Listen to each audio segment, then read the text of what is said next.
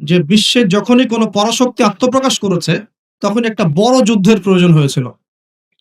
যেমন ১ম বিশ্বযুদ্ধ।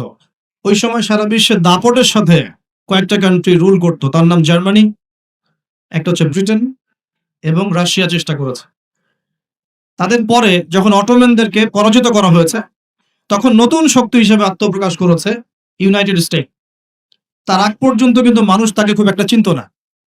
বিশ্বের পরিবর্তনের জন্যে একটা বড় যুদ্ধের প্রয়োজন হয়। তো সিরিয়ার অবস্থা যখন খারাপ ছিল, আমরা মনে করছিলাম যে হয়তোবা নতুন কোনো রুলিং স্টেট পৃথিবীতে আসবে। তো তখন হয়নি, আলহামদুলিল্লাহ। এখন এই ইস্যুটাকে কেন্দ্র করে মনে হচ্ছে বিশ্বে আরো একটা নতুন চালিকা শক্তি স্টেট আসতে পারে। সেটা কে? আমরা একটু অনুমান করব আজকে। সারা বিশ্বের দিকে তাকিয়ে দেখুন, একসময় যে বিশ্বটাকে আমরা শাসন করেছিলাম, আমরা বলতে মুসলিমরা, একদিন দুই দিন নয়, প্রায় ১২০০ বছর। কত বছর? সেই বিশ্বে আজকে আমরা সর্বত্র নির্যাতিত, নিপীড়িত। সারা বিশ্বে রক্ত ঝরছে মূলত মুসলিমদের। যে আল্লাহ না করুক সারা বিশ্বের মধ্যে একটা পারমাণবিক যুদ্ধ হতে পারে। আমরা দোয়া করি এমনটা যেন না হয়। কিন্তু পরিস্থিতি যা দেখা যাচ্ছে, এতে মনে হচ্ছে এত সহজে এত অল্প সময়ে বিশ্বের এই ফাসাদ বন্ধ হবে না। এটাকে দিন দিন উস্কে দেওয়ার চেষ্টা করা হচ্ছে এবং এই যুদ্ধটাকে দীর্ঘায়িত করার চেষ্টা করা হচ্ছে। কারা করছে? ওই পশ্চিমারাই করছে। যে পশ্চিমারা মুসলিমদের কাছ থেকে ১৯১৪ থেকে ১৮ সালের মধ্যে পুরো বিশ্বের রাজনৈতিক ক্ষমতা কেড়ে নিয়েছে, ওই পশ্চিমারাই করছে। যারা বিশ্বের প্রত্যেকটা মুসলিম কান্ট্রিকে টুকরা টুকরা করে বিভক্ত করে দিয়েছে, ওরাই করছে। যারা বিশ্বের মুসলিম কান্ট্রিগুলোকে বিভিন্ন তন্ত্র মন্ত্রের বেড়াজালে ফেলেছে, পলিটিক্যাল সেক্টরগুলোকে করাপ্টেড করে ফেলেছে, ইকোনমিক সেকশনগুলোতে সুদ ছড়িয়ে দিয়েছে, যারা এখন সংস্কৃতির মধ্যে আমাদেরকে পশ্চিমা কালচার শেখাচ্ছে এবং অভ্যস্ত করছে, এমনভাবে অভ্যস্ত করেছে যে আমাদের বাথরুমের কমোডগুলো পর্যন্ত সব ইংলিশ। আর যারা এখন মুসলিমদের শিক্ষা ব্যবস্থার মধ্যেও মাথা ঢোকানোর চেষ্টা করছে, তো এরাই তারা যারা এই যুদ্ধটাকে লম্বা করার জন্য ফিকির করছে। এটা বিশ্বের একটা বড় ইস্যু। এই ইস্যুটায় মুসলিমরা যে খুব আরামে আছে এমন নয়, বরং এই একটা ইস্যুতেই সারা বিশ্বে এক্সপোর্ট ইম্পোর্ট কলাপস করছে। বৈদেশিক বাণিজ্য ঝুঁকির মুখে পড়ছে। কোনো কোনো ক্ষেত্রে ডলারের বিপরীতে বিভিন্ন মুদ্রার মান কমে যাচ্ছে। কোনো কোনো ক্ষেত্রে গ্যাস এবং তেলের দাম বেড়ে যাচ্ছে। নিত্য প্রয়োজনীয় জিনিসপত্রের দাম বেড়ে যাচ্ছে, কারণ যুদ্ধের কারণে এক্সপোর্ট ইম্পোর্ট কলাপস করছে। এবং যখন এক্সপোর্ট ইম্পোর্টটা কলাপস করে, তখন কি হয়? তখন মুদ্রাস্ফীতি হয়। মুদ্রাস্ফীতি মানে টাকা ফুলে যাওয়া নয়। মুদ্রাস্ফীতি মানে হচ্ছে ডলারের বিপরীতে টাকার মান কমে যাওয়া। মনে করেন, কথার কথা বলছি, যদি এমন হয় যে $১ সমান সমান ১০০ টাকা, আর বৈশ্বিক সংকটের কারণে যদি ডলারের দাম বেড়ে যায়, টাকার মান কমে যায়, তখন দেখা যাবে $১ সমান সমান ১২৫ টাকা। এমন হতে পারে। এই যে ২৫% বা ২০% যে দামটা বেড়ে গেল, তার মানে আপনি আপনার বেতনের ২০% শ্রমটা হারিয়ে ফেললেন। আপনার বেতন যদি হয় ১০০ টাকা, এখন আপনার বেতন হচ্ছে ৮০ টাকা। অথচ ৮০ টাকা অর্জনের জন্য আপনাকে ১০০ টাকা শ্রম দিতে হবে। তো এগুলো কিন্তু একটা ইস্যু সারা বিশ্বে ব্যাপক প্রভাব ফেলে।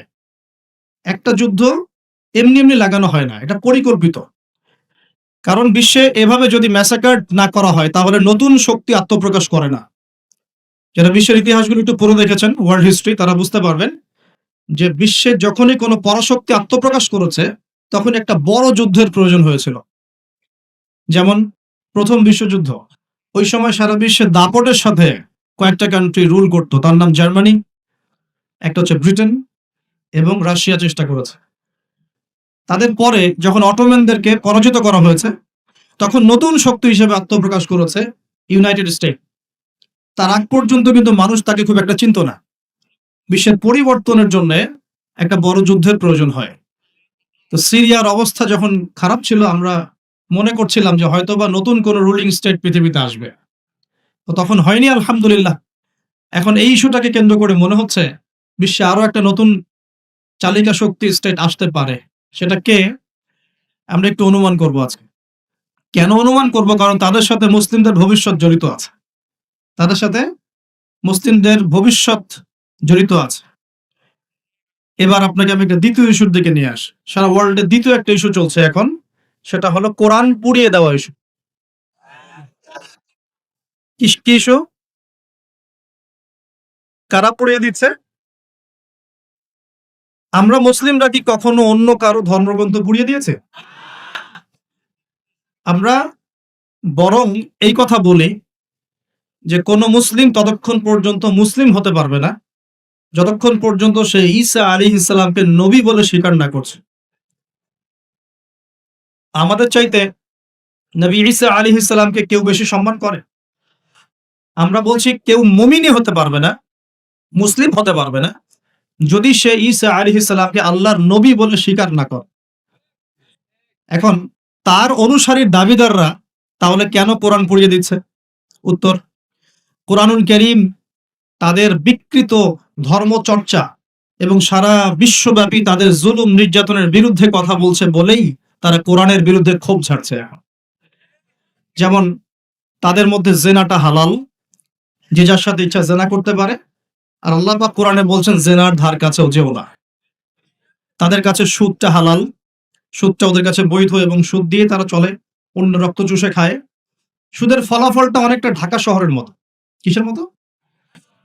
একটা অংশ দেখবেন দিন দিন রিচ হচ্ছে, রিচ দিন দিন রিচ থেকে রিচার হচ্ছে একটা অংশ, আরেকটা অংশ দিন দিন প্রভার্টি এবং ডেস্টিটিউশনের মধ্যে যাচ্ছে।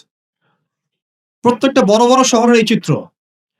সুদের মধ্য দিয়ে সারা বিশ্বের একটা অংশের মানুষ দিন দিন ধনী হয়েছে।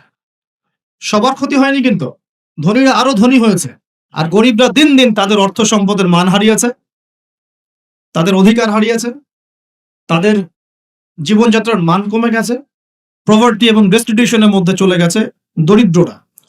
তারা এক কথায় বলতে পারি দাসত্বের শৃঙ্খলা আবদ্ধ হয়েছে, অর্থনৈতিক দাসত্বের শৃঙ্খলা আবদ্ধ হয়েছে। এটা ব্যক্তি থেকে শুরু করে সমাজ, কোন কোন ক্ষেত্রে রাষ্ট্র পর্যন্ত দাস হয়ে গেছে।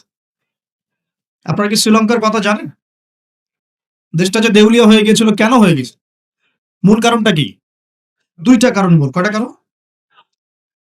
অনেকে তিনটা চারটা কারণ বলেন। অর্থনীতিবিদ যারা আছেন, আমাদের দেশের বড় বড় অর্থনীতিবিদ যারা আছেন, তারা 4টা থেকে 5টা কারণ বলেন। আমি স্টাডি করেছি, কিন্তু আমরা ইসলামিক সেন্সে দেখি দুটো কারণ। কয়টা কারণ? 1 নাম্বার দুর্নীতি। 1 নাম্বার কি? দুর্নীতি। 2 নাম্বার হচ্ছে রিবা বা সুদ। ব্যাস, যথেষ্ট। বাকি যেগুলো অপরিকল্পিত প্রজেক্ট ইত্যাদি ইত্যাদি, এগুলো অত মেজর কারণ নয়, এগুলোকে সামাল দেওয়া যেত। মূল কারণ দুটো, একটা হচ্ছে করাপশন বা দুর্নীতি, একটা হচ্ছে রিবা বা সুদ। আপনারা কি জানেন এই উপমহাদেশের মধ্যে আরো একটা কান্ট্রি ঠিক শ্রীলঙ্কার মতো পরিণতি বরণ করতে যাচ্ছে? নো, বাংলাদেশ না, এক্স্যাক্টলি পাকিস্তান। অথচ তারা এই তো আমাদের মহান মুক্তিযুদ্ধে কত নির্মম ভাবে আমাদের ভাইদেরকে হত্যা করেছিল না? হত্যা করেছিল না? এটা কি ন্যায় ছিল না অন্যায় ছিল? আচ্ছা, কি উদ্দেশ্য ছিল ওদের? ওরা চাইতো আমাদেরকে শাসন করতে। আমরা দাসত্বের শৃঙ্খলা থাকবো, ওরা আমাদেরকে শাসন করবে। আজকে দেখেন মাত্র 30 থেকে 40-50 বছরের ব্যবধানে আল্লাহ পাকের কি ফয়সালা! আমরা কারো ক্ষতিতে কিন্তু খুশি হই না। আল্লাহ পাকের ফয়সালা দেখুন, এমন একটা জায়গায় চলে গেছে যে হয়তো তাদের কাছে ওষুধের কাঁচামাল আছে 2 দিনের। কয় দিনের? গতকালকে রিপোর্ট। ওষুধ তৈরির যে কাঁচামাল প্রয়োজন হয়, যেগুলো বাইরে থেকে মানুষ ইম্পোর্ট করে, যেগুলো শিপ থেকে নামানো হয়, এগুলো নামানোর মতো ডলার তাদের কাছে নাই যে ডলার দিয়ে সেগুলো নামাবে। 2 দিনের মেডিসিন আছে ওদের কাছে। আপনারা জানেন না, আমাদের টাকার হিসেবে যদি $1 সমান সমান 80 বা 100 টাকা হয়, অলরেডি তাদের কাছে $1 সমান সমান প্রায় 375 রুপে পাকিস্তানি রুপি, এবং তাদের মুদ্রাস্ফীতি অনেক বেশি। সুদের কারণে, পশ্চিমাদেরকে বন্ধুরূপে গ্রহণ করার কারণে, কোন কোন ক্ষেত্রে মুসলিমদের সাথে গাদ্দারি করার কারণে, কোন কোন ক্ষেত্রে করাপশনের কারণে এবং ডমিনেশন, জনগণের উপর ডমিনেশনের কারণে আজকে আস্তে আস্তে আস্তে আস্তে ওদের অবস্থা এমন একটা জায়গায় চলে গেছে। আল্লাহ না করুক, আমরা তো কারোর জন্য বদদোয়া করব না, আল্লাহ না করুক, দেখা যাবে হয়তো 1 মাস রমজান মাসের মধ্যে দেখবেন দেউলিয়া হয়ে বসে আছে। কেমন হতে পারে? কেন হচ্ছে বিষয়গুলো? কারণ রিবা। মূল কারণটা কি? রিবা এবং দুর্নীতি। মূল কারণটা কি? দুর্নীতি এবং রিবা। একটা কথা বলি, দুর্নীতিতে কিন্তু আমরাও কম কম না, অন্তত আমাকে এদিকে কিন্তু আমরাও কম না।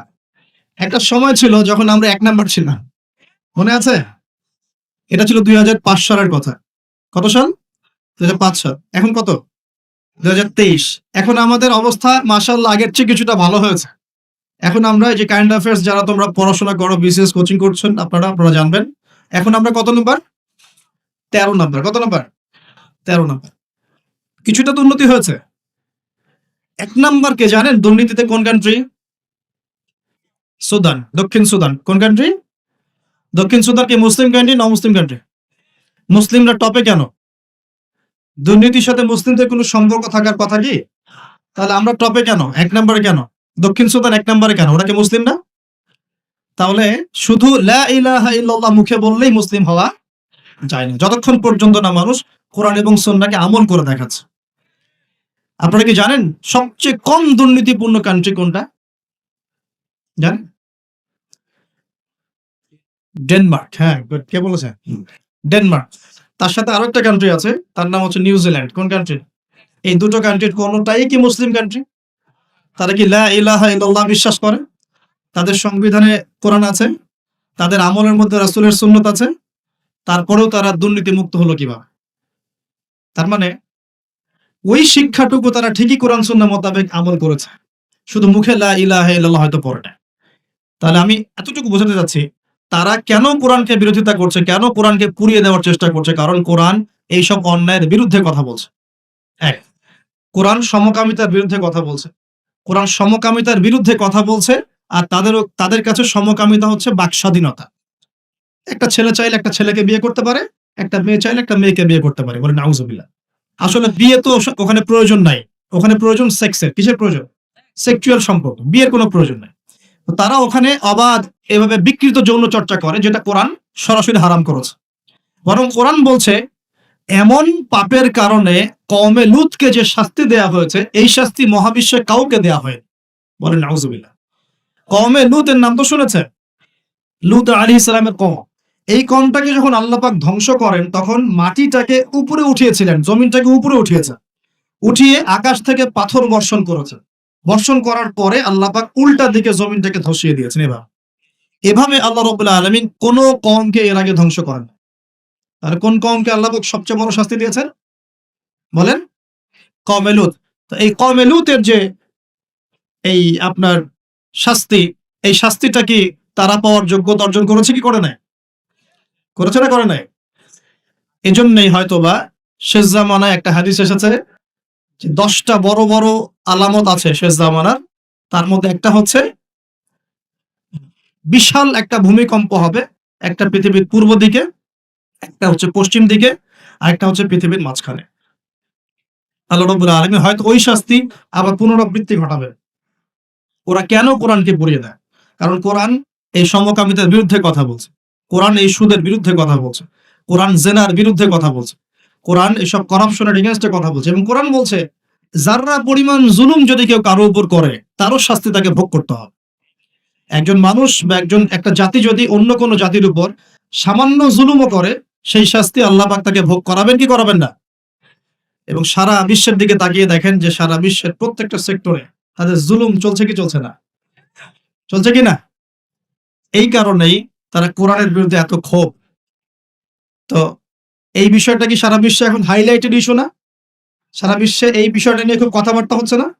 এটাকে আমরা বলি ব্লাসফেমি, অর্থাৎ ধর্ম এবং ধর্মগ্রন্থকে অবমাননা করা। কিন্তু চিন্তা করবেন না, আল্লাহ রাব্বুল আলামিন নিজে এই কোরআন হেফাজতের দায়িত্ব নিয়েছেন। আল্লাহ পাক সূরা হিজরে বলেছেন, ইন্না নাহনু নাযালনা যিকরা ওয়া ইন্না লাহু লাহাফিজুন। নিশ্চয়ই আমি এই কোরআন নাজিল করেছি, এই কোরআন হেফাজত করার দায়িত্ব কার? আল্লাহর। এখানে আমি আপনাকে আরেকটা পয়েন্ট দেখিয়ে সামনের দিকে যাব। এবার ওই দিক থেকে চেহারাটাকে আমাদের দিকে ফিরিয়ে নিয়ে আসুন। মুসলিমদের দিকে তাকান। মুসলিমদের মধ্যে কত পার্সেন্ট মানুষ এখন ৫ ওয়াক্ত নামাজ পড়ে? কত পার্সেন্ট মানুষ বিশুদ্ধ করে কোরআন তেলাওয়াত করতে জানে? মুসলিম পরিবারগুলোর মধ্যে কত পার্সেন্ট পরিবারে ইসলামিক পর্দা চালু আছে? মুসলিমদের মধ্যে কত পার্সেন্ট মানুষ হালাল খাওয়ার চেষ্টা করে, হারাম থেকে বেঁচে থাকার চেষ্টা করে? মুসলিমদের মধ্যে কত পার্সেন্ট যুবক এখন জেনা থেকে বেঁচে থাকতে পেরেছ? মুসলিমদের মধ্যে কত পার্সেন্ট যুবক 5 ওয়াক্ত নামাজ পড়, ইসলামের বেসিক জ্ঞানগুলো জানো, কোরআন তেলাওয়াত করা, হাদিস পড়তে শেখা, হাদিসের চর্চা করা, কোরআনের তাফসীর পড়া, অনুবাদ পড়া, মুসলিমরা এই বেসিক কাজগুলো কত পার্সেন্ট মানুষ করছে, এদিকে আমাদেরকে বেশি ফোকাস করতে হবে। একটা অমুসলিম সমাজ কোরআনের উপর আক্রমণ করছে, পুড়িয়ে ফেলছে, এটা বেশি কষ্টদায়ক নাকি একটা মুসলিম পরিবারে জন্মগ্রহণ করেও এই বিগত 30-40 বছরে কোরআন পড়তে না শেখাটা বেশি লজ্জা? কোনটা? এবার বলেন। একটু চেহারাটা আমাদের দিকে ফেরা নেবে, আয়নার সামনে দাঁড়াই। অমুসলিম, সে কোরআন সম্পর্কে কিচ্ছু জানে না এবং কোরআন তাদের চলমান জাহেলিয়াতের বিরুদ্ধে কথা বলছে, রাগে কোরআন পুড়িয়ে দিয়েছে। বুঝলাম কাজটা খুবই খারাপ, জঘন্য কাজ এবং নিন্দনীয়, ব্লাসফেমি। এটা সারা বিশ্বে একটা মানবতা বিরোধী অপরাধ। এই কাজটা অপরাধ কিনা? আচ্ছা, এখন মুসলিমদের দিকে তাকিয়ে দেখুন। আমি এখন মুসলিম পরিবারে জন্ম নিয়েছি, 20-30-40 বছর আমি কাটিয়ে দিলাম মুসলিম পরিবারে। জন্ম নেওয়ার পরেও, মুসলিম পরিবেশে থাকার পরেও, কোরআন সুন্নাহর বয়ান শোনার পরেও, জুমার নামাজ পড়ার পরেও, ঈদের নামাজ পড়ার পরেও, রমজানের রোজা রাখার পরেও, আলেম ওলামাদেরকে পেয়েও আমি যে কোরআন তেলাওয়াত করতে জানি না, এখন আমাকে কি করা উচিত? উত্তর দেন। এখন আমার কি করা উচিত? কে বড় অপরাধ করেছে? কে বড় অপরাধ করেছে? আমি মুসলিম পরিবারে জন্মগ্রহণ করেও কোরআন পড়তে জানি না, আমি কি বেশি বড় অপরাধী? নাকি যে ব্যক্তি কখনো কোরআন চেনেই না, জানেই না, যে কোরআনকে অবমাননা করছে, কে বড় অপরাধী? কোরআন যে পুড়িয়ে দিয়েছে জানেন, আল্লাহ নবী সাল্লাল্লাহু আলাইহি ওয়াসাল্লাম কিয়ামতের দিনে ওই ব্যক্তির বিরুদ্ধে বদদোয়া করবেন না। জি না, করবেন না। আল্লাহ রাব্বুল আলামিন সূরা ফুরকানের মধ্যে বলেছেন যে আল্লাহর রাসূল সাল্লাল্লাহু আলাইহি ওয়াসাল্লাম আমার উম্মত, মানে আমাদের উম্মতে মুহাম্মাদের বিরুদ্ধে আল্লাহর কাছে অভিযোগ পেশ করবেন। কার বিরুদ্ধে? এই যে উম্মতে মুহাম্মাদের বিরুদ্ধে আমাদের নবী মুহাম্মদ সাল্লাল্লাহু আলাইহি ওয়াসাল্লাম একটা অভিযোগ পেশ করবেন। আল্লাহ পাক তাকে বলবেন, হে মুহাম্মদ সাল্লাল্লাহু আলাইহি ওয়াসাল্লাম, তোমার উম্মতের কি হয়েছিল, কেন বিভ্রান্ত হলো? নবী সাল্লাল্লাহু আলাইহি ওয়াসাল্লাম তখন বলবেন যে ইন্না কওমি ইত্তাখাযু হাযাল কুরআনা মাহজুরা। পড়ে দেখেন সূরা ফুরকানে আমাদের নবীজি বলবেন, হে আল্লাহ, আমার উম্মত এই কোরআনকে, যা তুমি আমার প্রতি নাজিল করেছো, এই কোরআনকে অবজ্ঞা করে পরিত্যাগ করেছিল, এই কারণে তারা আজকে পথভ্রষ্ট হয়েছে। এবং নবী সাল্লাল্লাহু আলাইহি ওয়াসাল্লাম আল্লাহর কাছে আক্ষেপ করবেন, অভিযোগ পেশ করবেন যে আমার উম্মতকে আমি কোরআন দিয়ে এসেছিলাম, কিন্তু তারা সেই কোরআন চর্চা করে নাই, পড়ে নাই, কোরআনের হক আদায় করে নাই, এই কারণে তারা আজকে পথভ্রষ্ট হয়েছে। তাহলে আমাদের নবীজি আমাদের বিরুদ্ধে আল্লাহর কাছে ক্ষোভ ছাড়বেন না? তো প্রথম যে শিক্ষাটা আজকে নেওয়া উচিত সেটা হলো, বিশ্বে যা যা ঘটছে এই সব বিষয়গুলোর সাথে আমাদের শেষ জামানো সম্পৃক্ত এবং প্রত্যেকটা বিষয়ের গভীরে যাওয়ার জ্ঞান আমাদের অর্জন করা উচিত এবং দৃষ্টিভঙ্গি প্রশস্ত করা উচিত। খিদর আলাইহিস সালামের মতো অন্তর্দৃষ্টি অর্জন করা উচিত। পাশাপাশি কোরআন কেন্দ্রিক জীবনটা গড়া উচিত। আমরা কি নিয়াত করতে পারি যে আগামী রমজান আসার আগেই আমরা সবাই পবিত্র কোরআন তেলাওয়াত করা শিখবো ইনশাআল্লাহ? কোরআন পুড়িয়ে দেওয়ার ইস্যুটা হোক আমাদের কোরআন শিক্ষার প্রেরণা, কোরআন পুড়িয়ে দেওয়ার ইস্যুটা হোক কোরআন শেখার প্রেরণা, যে আমি মুসলিম পরিবারে জন্ম নিয়েছি, আমি কেন কোরআন শিখবো না? আসুন কোরআন শিখি, কোরআন বুঝি এবং কোরআন দিয়ে আমরা জীবন গড়ি। আল্লাহ পাক তৌফিক এনায়েত করুন। এই যুব সমাজের হাতে এই দেশ এবং উম্মার ভবিষ্যৎ নির্ভর করছে। এই যুবকদের হাতেই এই জাতি এবং এই দেশ এবং এই উম্মার ভবিষ্যৎ নির্ভর করছে। অথচ তোমরা কি করছো? অথচ তোমরা বেনামাজি পড়ে আছো, অথচ তোমরা যাকাত দিচ্ছ না, রমজানের রোজা রাখছো না, তোমরা ওযু গোসলের মাসআলা বলতে পারছো না, তোমরা ঈমান আকীদা ঠিক করছো না, নবীর 40 হাদিস মুখস্থ করছো না, কোরআন পড়া শিখছো না। যুবকদের হাতে এই দেশ এবং জাতির ভবিষ্যৎ। সেই যুবকরা পড়ে আছে এখন মাদকের নেশায়। এই যুবকদের একটা বড় অংশ মেয়েদের পিছনে তার জীবন নষ্ট করে দিচ্ছে। এই যুবকদের একটা বড় অংশ এখন পর্নোগ্রাফিতে আসক্ত হয়ে বসে আছে। এটা কিন্তু কেউ অ্যাভয়েড করতে পারবে না। আমরা যারা অনলাইনে ঢুকি, অনলাইনে যারাই ঢুকেছি তাদের চোখে এরকম নগ্নতা পড়েছে। কি দাড়িওয়ালা, কি টুপিওয়ালা, কি আলেমা, কি জালেম, সবার অনলাইনে যে ঢুকেছে তার চোখে নগ্নতা পড়েছেই পড়েছে। আর এটা স্কিপ করার তো বুদ্ধি নাই। চালাতে হচ্ছে আপনাকে, কোনো কোনো সময় হোয়াটসঅ্যাপ চেক করতে হচ্ছে, ফেসবুক অ্যাকাউন্ট প্রয়োজন হচ্ছে কারণ আপনি খবর রাখতে চাচ্ছেন, ইউটিউবিং করতে হচ্ছে, ইউটিউব দেখতে হচ্ছে। একটা ভালো কিছু দেখবেন সেখানেও অ্যাড চলে আসছে।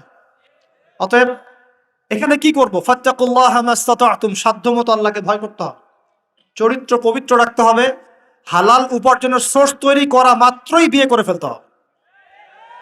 বিয়ে ছাড়া চরিত্র হেফাজতের অন্য কোনো পদ্ধতি নেই। এই চিরকুমার সঙ্গটঙ্গ যোগ দিয়ে লাভ নাই। আর যতই হারাম প্রেম করেন না কেন, এই প্রেমগুলো আপনাকে মনে শান্তি দিবে না, এগুলো আপনাকে অস্থির করে রাখবে। কেন? কারণ এটা হারাম, এটা হারাম। আর যখন হালাল ভালোবাসা আপনি পাবেন, হালাল ভালোবাসা যেটা আল্লাহ পাক নাজিল করেন, তখন ইনশাআল্লাহ আপনার মনের মতো স্ত্রী না হলেও দেখবেন আপনি তার সাথে সারা জীবন কাটিয়ে দিচ্ছেন, কারণ এই ভালোবাসা আল্লাহর পক্ষ থেকে আসবে। এখানে শুধু এই যে কিছু মানুষ মনে করে বিয়ে মানে যৌনতা, তাই না? এটা একটা কনসেপ্ট তৈরি করে দেওয়া হয়, বিয়ে মানে মনে হয় যৌনতা। আসলে বিয়ে যৌনতার বৈধ একটা পথ মাত্র, এটা হালাল একটা পথ মাত্র। এখানে আরো বড় বিষয়টা হচ্ছে দায়িত্ববোধ। দায়িত্ব, একটা মানুষের দায়িত্ব নেয়া, তার অভিভাবক হওয়া, তার তার সাথে জীবনের সুখ দুঃখ হাসি কান্নাকে ভাগাভাগি করে নেয়া, তার সাথে জীবনের উদ্দেশ্য ফিক্স করা, কষ্ট করে হলেও সবর করে হলেও সুখে দুঃখে পাশে থাকা। স্বপ্ন মানে পাশে থাকা, স্বপ্ন মানে কি? পাশে থাকা। তার দায়িত্ব নেয়া, রেসপন্সিবিলিটি নেয়া, তাকে খাওয়ানো, তার ভরণ পোষণ দেয়া। কেউ যদি আপনার স্ত্রীর দিকে খারাপ চোখে তাকায়, আপনি তার চোখটা পর্যন্ত তুলে ফেলবেন, এর নাম বিয়ে। এই কাজ করবেন না? এই কাজ করবেন। তো এখানে যৌনতা মানেই মনে হয় যৌনতা, বিষয়টা এমন নয়। এখানে অনেক বিষয় জড়িত আছে। এই কারণে এটা পবিত্র সম্পর্ক, এটা মিসাকান গালিজ, এটা কঠিন অঙ্গীকার আল্লাহর পক্ষ থেকে।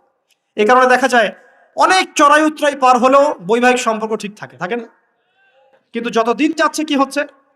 এই ভাঙ্গনগুলা বাড়ছে। কেন বাড়ছে? বিকজ বিয়ের আগে প্রেম, বিয়ের আগে অমুকের সাথে প্রেম, অমুক জেনা, পর্নোগ্রাফিতে আসক্ত, পরকিয়া, ওই সিরিয়ালস, পশ্চিমা সংস্কৃতি, হ্যাঁ, বস্তুবাদিতায়, সব মিলিয়ে বিয়েগুলো ভেঙে ভেঙে যাচ্ছে। এখন পরিবারগুলো নষ্ট হয়ে যাচ্ছে, যাচ্ছেন। যদি একজন স্ত্রী আপনার মনের মতো আল্লাহ পাক দিয়ে দেন এবং আপনার এই স্ত্রীকে নিয়ে থাকার মতো, খাওয়ার মতো বাসস্থান, অন্ন বস্ত্রের সংস্থান আছে, সচ্ছল আপনি মোটামুটি, এবং আপনি তাকে ভালোবাসেন আপনার মনের মতো, আপনি তাকে নিয়ে সারা দুনিয়ার জীবনটা কাটিয়ে দেন, অন্য কোনো দিকে দেখতে যাবেন। কিছু বিষয় কোরআন সুন্নাহ আছে ঠিকই, কিন্তু বাস্তবায়ন খুব কঠিন। ফ্যান্টাসিতে ভুগলে হবে না, ফ্যান্টাসিতে ভুগবেন না, এগুলো কঠিন। আর এখন যে অবস্থা পড়েছে, একজন স্ত্রীকে সন্তুষ্ট করাই তো কঠিন, আর মানুষ 4 জনকে সন্তুষ্ট করতে চাচ্ছে। এত সহজ না সবকিছু। এটা নিয়ে আমি আলাদা লেকচার দিব ইনশাআল্লাহ। আপনাদের কিছু বিষয় জানতে হবে, জানার দরকার আছে। আর ব্যালেন্স করা এত সহজ নয়, ব্যালেন্স করা এত সহজ নয়। সর্বোচ্চ চেষ্টা করার পরেও দেখবেন, সর্বোচ্চ চেষ্টা করার পরেও দেখা যাবে দিন শেষে আপনি অপরাধী হয়ে বসে আছেন। আর আমি একটা লেকচারে বলেছি না, পুরুষ মানুষ বোকা। পুরুষ মানুষ কেন বোকা? কারণ সে সবাইকে খুশি করতে চায়। সে চায় মা সুখে থাক, বোন সুখে থাক, স্ত্রী সুখে থাক, যদি আরো স্ত্রী থাকে ও সুখে থাক, সন্তানরা সুখে থাক, সবাই ভালো থাক। এবং তাদের ভালোর জন্য তারা কত কষ্ট করে, দিন রাত ডিউটি করে, অফিসে যায় আসে, জ্যাম ফেস করে, মানসিক প্রেশার নেয়, শারীরিক প্রেশার নেয়, নেয় না? অথচ এই কষ্ট কিন্তু মহিলারা বোঝে না, বোঝে? সবাই বোঝে না। আছে অনেক ভালো স্ত্রী আছে, কিন্তু সবাই কিন্তু বোঝে না। মনে করে যে পুরুষ মানুষ মনে হয় ভোগবাদী, খালি মেয়েদেরকে ভোগ করতে চায়। অথচ অথচ সবাইকে সুখে রাখার এই চেষ্টায় একজন পুরুষ দিন শেষে নিজেই সুখী হয় না। বহু পুরুষ শেষ বয়সে গিয়ে একাকিত্বে ভোগে, একা হয়ে যায়। এই জন্য বলছি ফ্যান্টাসি বাদ দেন, ফ্যান্টাসি বাদ দিয়ে হালাল রিজিক হয়েছে, একটা নেককার পরহেজগার মেয়ে দেখে বিয়ে করে ফেলেন, ব্যাস তাকে নিয়ে দুনিয়ার ছোট্ট জীবনটা কাটিয়ে দেন। আর জান্নাতে তো হুরপুরে অপেক্ষা করছে ইনশাআল্লাহ। কি মনে করেন অপেক্ষা করছে না? এই লেকচার বাসায় গেলে কি হবে আমার অবস্থা আমি জানি না, কিন্তু বলছি আছে তো। সবচেয়ে সবচেয়ে শেষে যারা জান্নাতে যাবে, একদম লাস্টে, তাদের প্রত্যেককে আল্লাহ পাক কমপক্ষে 2 জন করে হুর দিবেন। আর যারা আল্লাহ রাব্বুল আলামিনের রাস্তায় শহীদ হয়ে গেছে, এখনো যাচ্ছে বা হয়েছে বা হবে, তারা কি 72 জন। কতজন? 72 জন হুর আল্লাহ রাব্বুল আলামিন দিবেন। বাস ইস্যু তৈরি করে দিলাম, এখন নাস্তিকরা লেগে পড়বে এতগুলো মেয়ে কেন, কি ইত্যাদি ইত্যাদি। এসব বিষয়ের দিকে আমাদের দেখার দরকার নেই। আল্লাহ পাক আমাকে আপনাকে দিলে ওর কি কোনো সমস্যা? প্রিয় ভাইয়েরা, যুবকদের কথাই বলছিলাম যে এখন এই যুবকদের হাতে দেশের ভবিষ্যৎ, উম্মার ভবিষ্যৎ। কিন্তু বাস্তবতা হচ্ছে আমরা বেশিরভাগ পর্নোগ্রাফিতে আসক্ত হয়ে গেছি, হারাম সম্পর্কে আসক্ত, হারাম রিজিকে আসক্ত, মাদকে আসক্ত। এখান থেকে বেরিয়ে আসতে হবে। বেরিয়ে আসার পদ্ধতি কি? এই যে আমার হাতে যে কিতাব দেখছেন, আল কোরআন, এই কোরআন আপনার সমস্ত হতাশা দূর করে দিবে ইনশাআল্লাহ। এই কোরআন আপনার সমস্ত কষ্ট দূর করে দিবে ইনশাআল্লাহ। মানুষ বেকারত্বের সমস্যায় ভোগে, পারিবারিক চাপে পড়ে, হ্যাঁ, বন্ধু বান্ধবদের পাল্লায় পড়ে, বা গার্লফ্রেন্ড চলে গেছে ছেড়ে, এইসব কারণে মাদকের কাছে যায় শান্তি পাওয়ার জন্য। কোরআনের কাছে আসো, শান্তি পাবে ইনশাআল্লাহ। 5 ওয়াক্ত নামাজে আসো, শান্তি পাবে ইনশাআল্লাহ। আমরা যুবক ভাইদেরকে রিকোয়েস্ট করব, এই যে সামনে রমজান, এই রমজানে আল্লাহর ওয়াস্তে কোরআনটা পড়া শিখে ফেলুন। এবং যারা পড়তে জানেন, কোরআন এবার এই মাসে খতম হবে ইনশাআল্লাহ। প্রত্যেক দিন কমপক্ষে 1 পারা করে, প্রত্যেক দিন 1 পারা পারা যাবে ইনশাআল্লাহ। মাত্র 1 ঘন্টা সময় লাগবে 1 পারা পড়তে, 1 পারা পড়তে 1 ঘন্টা লাগবে। আর যারা হাফেজ আছি, ইনশাআল্লাহ আমরা এই রমজান মাসে 30 পারা কোরআনের অর্থ পড়ে শেষ করে দেব ইনশাআল্লাহ। নিজেও নিয়াত করছি, আপনারা নিয়াত করেন। এই পুরো রমজানে আলিফ লাম মিম থেকে শুরু করে মিনাল জিন্নাতি ওয়ান নাস পর্যন্ত একবার হলেও অর্থ সহ পড়ে শেষ করব ইনশাআল্লাহ। পারা যাবে ইনশাআল্লাহ। আমরা দোয়া করি আল্লাহ পাক আমাদের সবাইকে রমজানে পৌঁছে দিন এবং আমাদেরকে রমজানে বরকত দান করুন। পুরো বিশ্বের প্রেক্ষাপটটা বুঝবেন। বিশ্বের কোন যুদ্ধ বিগ্রহ চলছে এবং সারা বিশ্বে পশ্চিমাদের দ্বারা নির্যাতন থেকে বের হতে হলে আমাদের শক্তি বৃদ্ধি করতে হবে। কি করতে হবে? শক্তি বৃদ্ধি করতে হবে। কিছু কথা খোলামেলা বলতে হবে এখন, কারণ খোলামেলা কথা বলারই সময় এখন। এখন এখন না বললে অনেক দেরি হয়ে যাবে। মুসলিমদেরকে জাতিগতভাবে এখন ঐক্যবদ্ধ হতে হবে। আপোষে এই হিংসা, বিদ্বেষ, মারামারি, কাটাকাটি বন্ধ কর। আমরা সবাই মুসলিম, সবাই একটা জাতি। আমাদের মধ্যে ইখতিলাফ থাকতে পারে, কিন্তু আমরা মত পার্থক্য থাকলেও মত বিরোধে যাব না ইনশাআল্লাহ। আমরা যদি কোনো মুসলিম ভাই আমাকে গালিও দেয়, যদি কোনো মুসলিম ভাই আপনাকে আমাকে গালিও দেয়, আমাদের সাথে শত্রুতাও করে, তারপরেও আল্লাহর দুশমনদের সাথে মোকাবেলা করার জন্য আমরা একসাথে লড়বো ইনশাআল্লাহ। মুসলিমদের মধ্যে ঐক্য আনতে হবে। ঐক্য আনতে না পারি, বিভক্তি বাড়াবো না। ঐক্য আনতে পারছি না, বিভক্তি কমসে কম বাড়াবো না। এটা খেয়াল রাখতে হবে। এরপরে আমাদের মুসলিমদের প্রথম দরকার জ্ঞানের বিপ্লব। কিসের বিপ্লব? কোরআনের জ্ঞান, হাদিসের জ্ঞান, এই যে ইসলামের জ্ঞান, দ্বীনের জ্ঞান এবং দুনিয়াবি জ্ঞান, এই সমস্ত রকম জ্ঞানকে একত্রিত করে এমন শিক্ষা গ্রহণ করতে হবে যে ইনশাআল্লাহ আগামী দিনে যেন আমরা আগামী 10 থেকে 20 বছর পর এই কোরআন সুন্নাহর জ্ঞানকে দিয়ে বিশ্বকে চ্যালেঞ্জ করতে পারি। এমন প্রজন্ম তৈরি করতে হবে। আল্লাহ পাক তৌফিক দান করুন। এখন আমাদের সবাইকে আদর্শ পরিবার করতে হবে। নিজের পরিবারের মধ্যে কর্তা আমি আমার পরিবারে পর্দা কায়েম করব, কারো কিছু বলার আছে? আমি আমার পরিবারে নামাজ প্রতিষ্ঠা করব, কারো কিছু বলার আছে? আমি আমার পরিবারের মধ্যে দ্বীনের ইলম তালিম চালু করব, কারো কিছু বলার আছে? নিজের পরিবারে কর্তা আমরাই। অতএব পরিবারটা কমসে কম ইসলামিক করে গড়ে তোলেন। আল্লাহ পাক তৌফিক দান করুন। 4 নাম্বার, আমাদের সন্তান যারা আছে তাদের সবাইকে ইসলামিক শিক্ষা দেওয়ার চেষ্টা করতে হবে। যদি ইসলামিক শিক্ষা দিতে এই সমাজ ব্যর্থ হয়, তাহলে নতুন শিক্ষা প্রতিষ্ঠান গড়ে তুলে হলেও শিক্ষা দিতে হবে ইনশাআল্লাহ। আল্লাহ পাক তৌফিক দান করুন। আমাদের প্রত্যেক পরিবারের মা বোনদেরকে খাস পর্দায় রাখতে হবে এবং যুবক ভাইদের জন্য বিয়েটাকে সহজ করতে হবে এবং রিজিকের ব্যবস্থা বৃদ্ধি করতে হবে। আর সবাই একটা কি থটস নিয়ে চলেন, খালি চাকরি আর চাকরি, চাকরি আর চাকরি। রিজিকের একটা বড় অংশ আল্লাহ পাক রেখেছেন ব্যবসার মধ্যে। রিজিকের একটা বিশাল অংশ আল্লাহ রেখেছেন কোথায়? ব্যবসায়। উদ্যোক্তা হন, কৃষিভিত্তিক অর্থনীতি থেকে ফোকাস করেন। কৃষিভিত্তিক অর্থনীতি, আপনি প্রতিভা খাটান, ইনোভেটিভ কিছু করেন, নতুনত্ব নিয়ে আসেন, আল্লাহর জমিনকে কাজে লাগান। একটা আয়াত বলি, সূরা আরাফের মধ্যে আল্লাহ বলেছেন, আল্লাহ পাক বলছেন, যদি এই জনপদের অধিবাসীরা আল্লাহর প্রতি ঈমানদার হতো, আল্লাহ পাক আসমান এবং জমিনের বরকতের সব দরজা খুলে দিতেন। এই জমিনে বরকত আছে, জমিন নিয়ে কাজ করেন, কৃষিভিত্তিক কাজ করেন, ব্যবসা করেন। শুধু একটা জিনিস মাথায় ঢুকিয়ে দেওয়া হয়েছে, ডক্টর ইঞ্জিনিয়ার, ডক্টর ইঞ্জিনিয়ার। কেন এগুলো? কেন সবাই সবকিছু হবে না? হালাল রিজিক সার্চ করতে হবে। আল্লাহ সবাইকে তৌফিক এনায়েত করুন বলি আমি। এরপর আমাদের করণীয় হচ্ছে আমাদের প্রত্যেককেই প্রত্যেককেই সৎ কাজে আদেশ করতে হবে, অসৎ কাজে নিষেধ করতে হবে। শুধুমাত্র দায়ী আলেম তারাই এই দাওয়াতি কাজ করবেন এমন নয়, সবাইকে দিনের দাওয়াতি কাজের জিম্মেদারি গ্রহণ করতে হবে। দাওয়ার সাথে যারা সম্পৃক্ত আছে তাদের সাথে পরামর্শ করবেন, চলবেন ফিরবেন। তা'মুরুনা বিল মা'রুফ, তোমরা সৎ কাজে আদেশ করবে। ওয়া তানহাউনা আনিল মুনকার, অসৎ কাজে নিষেধ করবে। ওয়া তু'মিনুনা বিল্লাহ, এবং আল্লাহর প্রতি ঈমান রাখবে। তবেই কুনতুম খায়রা উম্মাহ, তোমরা শ্রেষ্ঠ জাতি হতে পারবে। আল্লাহ পাক তৌফিক দান করুন। আরেকটা বিষয় বলি, সেটা হলো আল্লাহ পাক আমাদের সবাইকে কিছু প্রতিভা দিয়েছেন। এই প্রতিভাগুলোকে, যার যার প্রতিভাকেই, লেখার প্রতিভা, বলার প্রতিভা, চিন্তা করার প্রতিভা, সংগঠিত করার প্রতিভা, আপনার অর্থনৈতিক সামর্থ্য, রাজনৈতিক ক্ষমতা, যা আল্লাহ পাক যাকে দিয়েছেন, এই বিষয়গুলোকে ইসলামের কল্যাণে ব্যয় করতে হবে। আল্লাহ পাক তৌফিক দান করুন। এবং আরো করতে হবে, অমুসলিম ভাই বোন যারা আছে আমাদের দেশে এবং সমাজে, তাদের কারো সাথে কোন রকম দ্বন্দ্ব সংঘাতে যাবে না, বরং তাদেরকে ইসলামের সৌন্দর্য তুলে ধরবেন তাদের সামনে, এবং তাদেরকে ইসলামের দাওয়াত দিবেন। দাওয়াত দিয়ে তাদেরকে ইসলামের দিকে দীক্ষিত করার চেষ্টা করবেন। যদি এই যে আমরা তো আপোষে মারামারি কাটাকাটিতে লিপ্ত আছি, আপনারা তো খবরই রাখেন না যে বাংলাদেশে কত মানুষ বিধর্মী হয়ে যাচ্ছে, জানেন? এই যে উত্তরাঞ্চল সহ পার্বত্য এলাকা, বর্ডার এলাকা সব ঘুরে দেখেন যে কত মানুষ দিন দিন বিধর্মী হয়ে যাচ্ছে। দেখেন, ওই দিন টনক নড়বে যেদিন দেখবেন 50%ই হয়ে গেছে বিধর্মী, ওই দিন টনক নড়বে। আল্লাহ না করুক। অতএব আমাদেরকে বসে থাকলে চলবে না, আমাদেরকে দাওয়াতি কাজ করতে হবে। দ্বীন ইসলামের দাওয়াত, কোরআনের দাওয়াত সবার সামনে উপস্থাপন করতে হবে। আল্লাহ পাক আমাদের সবাইকে দায়ী হওয়ার তৌফিক দান করুন। কমপক্ষে পার্ট টাইম, দিনে 1 ঘন্টা, দিনে আধা ঘন্টা হলো দাওয়াতি কাজ করতে হবে। আর দাওয়াতি কাজ করার আগে কি লাগবে? জ্ঞান লাগবে। সেই জ্ঞানটা অর্জন করতে হবে। জ্ঞান অর্জন করার পদ্ধতিগুলো বললাম, এভাবে অর্জন করতে হবে। এবং জ্ঞানী মানুষদের সাথে থাকতে হবে।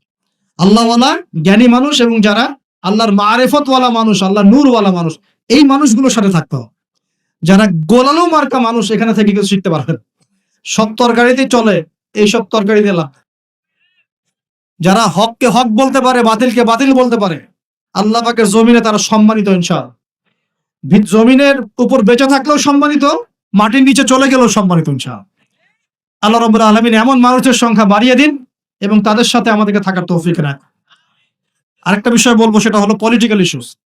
যে একটা জাতির মধ্যে আপোষে মারামারি কাটাকাটিতে যাবেন, এটা খুব খারাপ। কেন খারাপ? কারণ আমরা হয়তো মনে করি যেগুলো পলিটিক্যাল ইস্যুস, আসলে কি হয়, উম্মার ঐক্য নষ্ট হয়, ভাই ভাই মারামারি করে, নিজের ভাইয়ের হাতে ভাইয়ের রক্ত ঝরে, এতে করে উম্মার ঐক্যটা বিনষ্ট হয়ে যায়।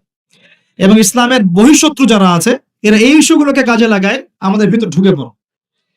খুব চোখ কান খোলা রেখে ঠান্ডা মাথায় সবর করেন, ধৈর্য ধরেন, জ্ঞান অর্জন করেন, নিজের কবরের ফিকির করেন, আধ্যাত্মিকত্ব অর্জন করেন, সুন্নতের উপর আমল করেন, কোরআন পড়েন, দাওয়াতি কাজ করেন, পরিবার করেন, আস্তে আস্তে ইসলাম এগিয়ে যাবে ইনশাআল্লাহ। আল্লাহ রাব্বুল আলামিন আমাদের সবাইকে কথাগুলো বোঝার তৌফিক দান করুন এবং আমল করার তৌফিক রায়াত করুন, সকলে বলি আমিন। শেষ করার আগে আমি আসন্ন রমজান সম্পর্কে কিছু নসিহত করব।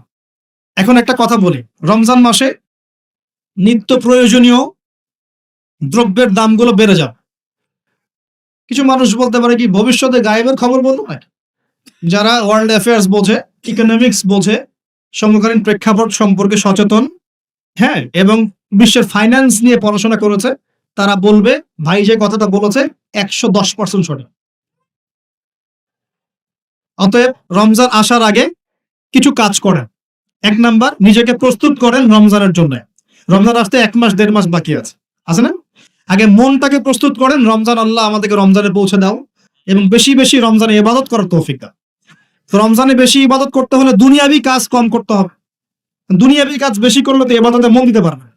দুনিয়াবি কাজের মূল জিনিসটা কি? রিজিকের টেনশন, তাই না? রিজিকের টেনশন, খাবার টেনশন, করার টেনশন, শপিং টপিং হাবি জাবি, রমজানে এইসব খুচরা টেনশন মানুষ বল। অথচ রমজান মাসে সে ব্যক্তি ধ্বংস হোক যে রমজান মাস পেয়েছে, ইবাদত করে গুনাহ মাফ করাতে পারে না। নবীজি বলেছেন না? তো এই জন্য রমজান কেন্দ্রিক প্ল্যান থাকতে হবে যে রমজানে আমি এবার 1 খতম কোরআন দিব, একবার আমি পুরোটা পড়ে শেষ করব, নবীজির হাদিস চর্চা করব, আমি মানুষকে ইফতার করাবো, আমি 30 দিন জামাতে তারাবি পড়বো, 5 ওয়াক্ত নামাজ পড়বো, ঠিকঠাক মতো রোজা রাখবো, সাদাকাতুল ফিতর দিব, আমি ওসর দিব, যাকাত দিব, রমজানে আমল করে একদম আমলের বন্যা বইয়ে দেবেন সব। এটা প্ল্যান থাকতে হবে না? প্ল্যান থাকতে হবে। তো প্ল্যানের মধ্যে সবচেয়ে বড় বাধা কি? সবচেয়ে বড় বাধা হচ্ছে দুনিয়াবি কাজে ব্যস্ততা। দুনিয়াবি কাজের মধ্যে সবচেয়ে বড় কাজটা কি? রিজিকের টেনশন। তো প্রিয় ভাই, যাদের সামর্থ্য আছে চেষ্টা করবেন রমজান আসার আগেই নিত্য প্রয়োজনীয় দ্রব্য যেগুলো লাগে এগুলো বাসায় মোটামুটি কিনে রাখার জন্য। এবং প্রয়োজন হলে, পারলে, সামর্থ্য থাকলে পরিবারের জন্য হাদিয়া তোহফা যেটা ঈদের জন্য কেনেন সেটা আগেই কিনে রেখে দেন। কারণ রমজান মাসে নিত্য প্রয়োজনীয় দ্রব্যের দাম বেড়ে যাবে, 100% গ্যারান্টি দিতে বলছি, 100% গ্যারান্টি। এবং সবার সবকিছু কেনার সামর্থ্য নাও থাকতে পারে। এখানে এখন কি করবো তাহলে? এখানে অর্থনীতি একটু বুঝবেন, আমার দিকে খেয়াল করেন। আপনারা কি জানেন সমাজে কত পার্সেন্ট মানুষ না খেয়ে থাকে বা স্বাভাবিক খাবার পায় না? কত পার্সেন্ট মানুষ? প্রতি 5 জনে একজন, প্রতি 5 জনে একজন, 20%। আচ্ছা, রমজান মাসে আমরা কি করি? আমরা 4 জন মিলে ওই পঞ্চম ব্যক্তির দায়িত্ব নিয়ে নিই। এই কাজটা করি না? রমজান মাসে আমরা 4 জন মিলে আরেক ভাইয়ের দায়িত্ব নিয়ে নিই, তাকে ইফতার করাই, তাকে সেহরি দেই, সেহরির খাবার দিই, মাসের বাজার করে দেই না? দেই। তাহলে যদি 4 জন মানুষ খাবার খায়, অর্থাৎ 80% মানুষ খাবার খায়, ওই খাবার যদি 100% মানুষকে খাওয়াতে হয় তাহলে ওই খাবারের সংকট হবে না? সংকট হবে কিনা? তখন ওই খাবারের যে দাম, সে দামটা কি বাড়বে না কমবে? বাড়বে। সমাধান হচ্ছে বাহির থেকে খাবার আমদানি করা। যে আমদানি করার জন্য যে রিজার্ভ দরকার হয় সেগুলো আমাদের কাছে এখন পর্যাপ্ত না। কি করতে হয় তাহলে? যে মাল নিয়ে জাহাজ ঘোরাফেরা করছে বন্দরে, বিভিন্ন কোম্পানি মাল নামাতে পারছে না, কারণ তাদের কাছে সেই পরিমাণ সম্পদ নেই। এবং কোনো কোনো ক্ষেত্রে এলসিও নাই। এটা তো অনেক ব্যবসায়ী জানেন।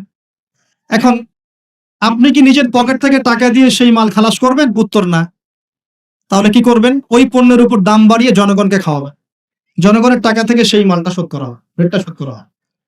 সর্বাধিক থেকে দাম বেড়ে যাবে। আর যদি আমরা এই সংকটটা কাটানোর জন্য বাইরের কোনো কান্ট্রি থেকে লোন নেই তাহলে কি হবে? যেমন ফর এক্সাম্পল IMF বা এই টাইপের কিছু, তখন ওরা চড়া সুদ দিবে। কি দিবে?